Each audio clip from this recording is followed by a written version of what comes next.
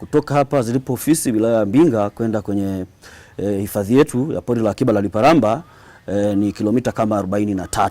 Hifadhi hii kwanza ina ukubwa wa kilomita za mraba ni 538. Imezungukwa na wilaya tatu. Kuna wilaya ya Songea vijijini, kuna wilaya ya Mbinga, lakini pia na wilaya ya Nyasa ambapo ndipo hifadhi hii ya wanyamapori ilipo. Hifadhi hii kwa kweli ina vivutio vingi sana vya utalii.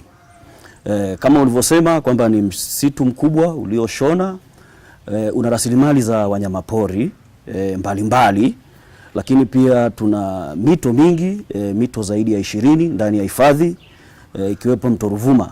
Tuna maporomoko ya maji, lakini tuna milima, milima ya unaosikia milima ya Livingstone imeanzia ndani ya hifadhi yetu kwenda mpaka bonde la Ufa kuelekea ziwa Nyasa. Wanyama pori naosema tunao mbalimbali, tunao tembo, tuna pofu, tuna kuro, tuna wanyama adimu pia ambao ni mbwa mwitu. Walikuwa hawajawahi kuonekana zaidi ya takriban ya miaka 20, lakini kutokana na uhifadhi na nguvu tunazotumia kwenye kuhifadhi, mbwa mwitu hao sasa hivi wapo hifadhini pia.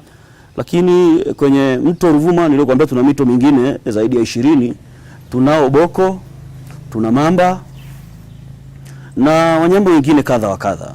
Kuna mlima unaitwa Mlima Manyigu ambao pia kwenye kilele cha huu mlima kuna bwawa ambalo ni natural, maji hapo.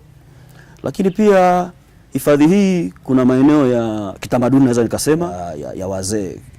Na baadhi ya vijiji miaka ya nyuma wanasema kuna kipindi walikuwa wanafika kwa ajili ya kuja kufanya mila zao, na hiyo shughuli ambazo tunafanya ni shughuli za utalii ambao ni utalii wa picha, lakini pia na utalii wa uwindaji.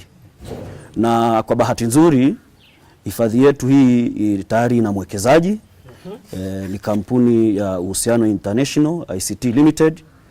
Imeanza kufanya kazi kuanzia mwaka jana mwezi wa 5, na kwa mwaka huu pia wanategemea msimu ukianza wataendelea na shughuli za uwindaji wa kitalii. Kwa mwaka jana wamewinda wanyama kadha wa kadha, walipata boko, walipata pofu, walipata kuro, walikuwa zaidi ya 2, walipata sebo palahala, tena ilikuwa ni nyara bora kabisa.